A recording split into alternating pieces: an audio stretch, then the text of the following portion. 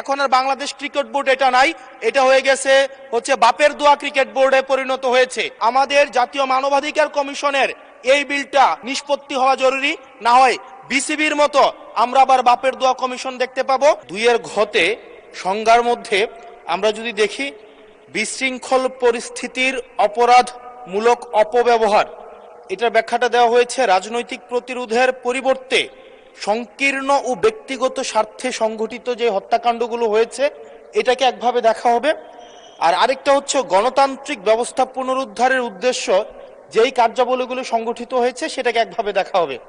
মাননীয় স্পিকার, প্রবলেমের জায়গাটা যেটা, সেটা হচ্ছে সংকীর্ণ ও ব্যক্তিগত স্বার্থে যে ধরনের সংগঠিত হত্যাকাণ্ড হয়েছে সেটাকে কে ডিফাইন করবে, সেটাকে কিন্তু ডিফাইন করবে এই আইন অনুযায়ী জাতীয় মানবাধিকার কমিশন। অর্থাৎ এই ইনডেমনিটিটা জাতীয় মানবাধিকার কমিশনের উপরে নির্ভর করবে। এবার এই জাতীয় মানবাধিকার কমিশনের যে অধ্যাদেশ সেটা কিন্তু ইতিমধ্যে ল্যাপস করে দেওয়ার প্রস্তাব দেওয়া হয়েছে। এখন এই জাতীয় মানবাধিকার কমিশনটা এটা যে 2009 সালের অনুযায়ী যদি চলে তাহলে সেটা কিন্তু পুরোপুরি সরকার নিয়ন্ত্রিত একটা মানবাধিকার কমিশন। যেই মানবাধিকার কমিশন বিরোধী দল ও মতকে দমনের জন্য ব্যবহার করা হয়েছে, ভিকটিম ব্লেমিং এর জন্য ব্যবহার করা হয়েছে, যেই মানবাধিকার কমিশন গুম খুনের বৈধতা উৎপাদন করা হয়েছে। মাননীয় স্পিকার, এই মানবাধিকার কমিশনকে যদি আমরা মন্ত্রণালয়ের অধীনে রাখি এবং ওই মানবাধিকার কমিশনের মধ্য দিয়েই যদি আমরা জুলাই গণ অভ্যুত্থানের এই কার্যক্রমগুলোকে বিচারের এবং নিরীক্ষণের দায়িত্ব দেওয়া হয়, সেক্ষেত্রে এই নিরীক্ষণ কিন্তু প্রশ্নবিদ্ধ হবে।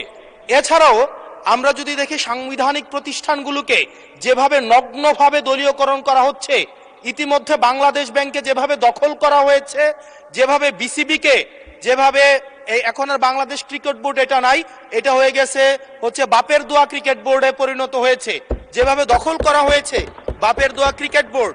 এবং আমি যখন এই জায়গায় কথা বলছি ঠিক এই মুহূর্তে 28 জন বিচারককে মাননীয় স্পিকার তাদেরকে শোকজ দেওয়া হয়েছে। তাদের ব্যক্তিগত তাদের চ্যাট গ্রুপে তারা হচ্ছে তাদের মতামত প্রকাশ করার কারণে বিচারকদের হচ্ছে মাননীয় স্পিকার শোকজ দেওয়া হয়েছে। এই বাস্তবতায় আমরা এই গণ অভ্যুত্থান পরবর্তী সময়ে যদি জাতীয় মানবাধিকার কমিশনকে একটা মন্ত্রণালয়ের অধীনে রাখি, স্বরাষ্ট্র মন্ত্রণালয়ের অধীনে রাখি, তাদের মাধ্যমে আমরা নিরপেক্ষ কোনো ধরনের অনুসন্ধান আমরা কতটা পাবো সেটা নিয়ে কিন্তু আমরা সন্দিহান। সেই জায়গা থেকে এই বিলটিকে যদি আমরা বাস্তবায়ন করতে চাই, এটাকে যদি আমরা ফাংশনাল করতে চাই, শুধুমাত্র অর্নামেন্টাল না, যদি আমরা ফাংশনাল করতে চাই তাহলে জাতীয় মানবাধিকার কমিশনকে অবশ্যই সেটাকে অটোনমাস করতে হবে।